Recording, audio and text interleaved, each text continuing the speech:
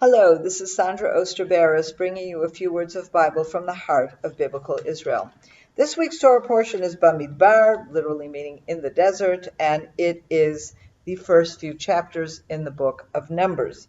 And it's about numbers. I mean, the whole beginning of the book, we have the counts of different tribes, and we have the different flags, and the organization of the camp surrounding the tent of meeting and how they march, and the rules having to do with the Levites. It's an organization of the people and the camp, if you will. But we have a very interesting situation that is mentioned here. So first of all, in chapter 3, we learn that it is the tribe of Levi who have a special job.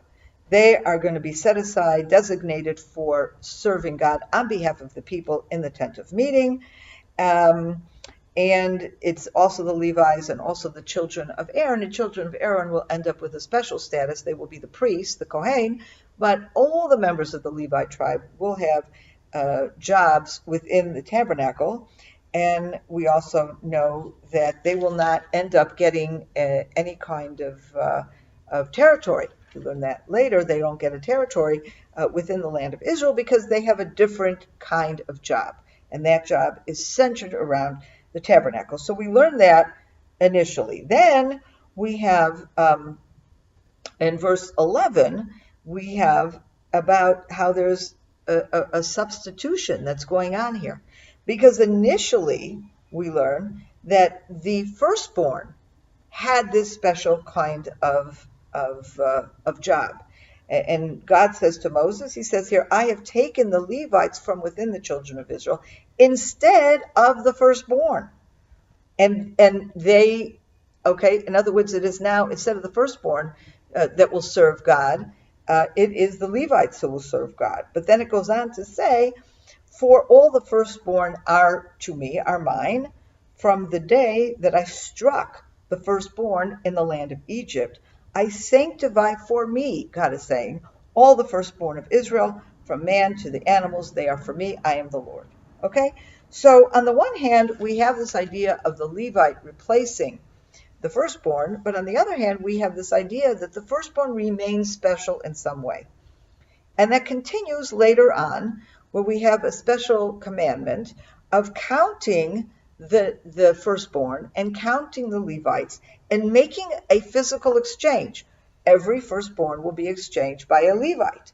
And that is something that we learn about towards the end of the chapter. But then we have a different problem comes up because we have more firstborns than we have Levites. So there's some firstborns that are not being replaced to Levites. What happens to those firstborns? And here we are told as follows. We have an exact number, 273 firstborns, more than there are Levites. Okay? What happens to those 273? So here Scripture tells us you will take 5 silver pieces, and you will redeem the firstborns, these extra 273 firstborns, you're going to redeem them with 5 silver pieces. And that is exactly what they did. And then that kind of solved the problem. Okay? So, and this money is then given to Aaron, the priest. Now, I don't know if you realize this, but this is the source of a tradition that we have to this very day. Now, that was a one-time thing. The firstborns of that generation were replaced by the Levites, okay? So we didn't have to worry about the replacement anymore. Levites are now in their job. But as you saw, what we read in the previous verse, that even though we have this replacing of the firstborn with the Levites, God still makes it very clear that the firstborn is still very holy and very is very sacred to God. And therefore, there is a need to redeem a firstborn son, a firstborn, person. There is a separate ceremony that goes on in redeeming firstborn animals that exists as well. But firstborn people are redeemed. Why? Because if they're not redeemed, they belong to God. They're not their own people. They can't do things. They're really dedicated to God. And that's not, God on the one hand wants to express the fact that firstborns remain dear to him, because he struck down the firstborns in Egypt among the Egyptians, at the same time took the firstborn of Israel to him. Why? He saved the firstborn of Israel.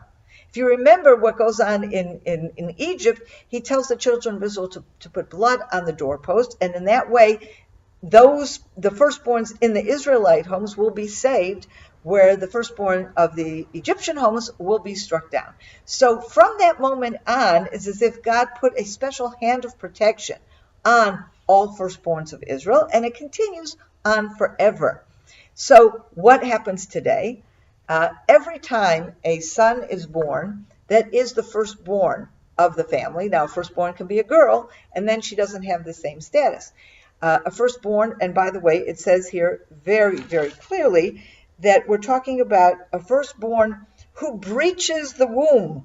Okay, and that we see in verse 12. The firstborn who breaches the womb, which means if a baby is born through C-section, you're not breaching the womb in the same way. Okay, so it's a firstborn who's a boy and is not born in a C-section.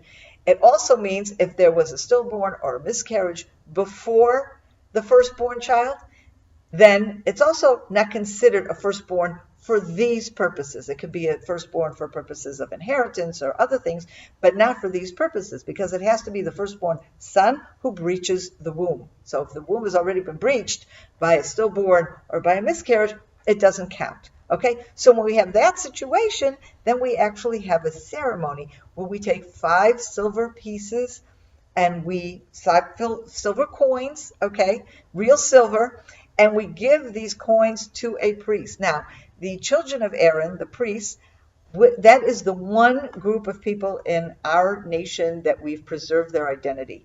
We don't know anymore who's a Judah and who's a Benjamin and who's a Zebulun and who's an Issachar.